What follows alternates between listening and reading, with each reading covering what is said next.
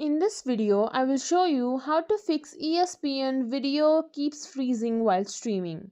So if you're facing this error, simply press and hold on to the ESPN icon, click on App Info, from here click on Force Stop, then confirm it, then go to Storage Uses. Here you will find Clear Cache, simply click on it. After that, go to Play Store. In the search bar, search for ESPN, then check if there is any update available. If there is, then simply update your app.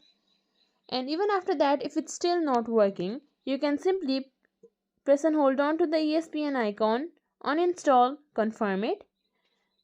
Then press and hold on to your power button, restart your phone from here. Once your phone has restarted, simply go to the Play Store, then download the ESPN app again. And even after all of it, if it's still not working, then you can simply try using it from the browser. And even after that, if it's not working, then you can try accessing it through browser. And even after that, if it's not working, then it might be the server issue.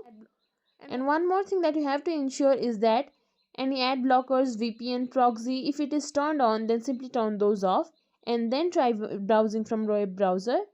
And that's it. If you think this video was helpful, please like, share, subscribe to our channel, and thank you for watching.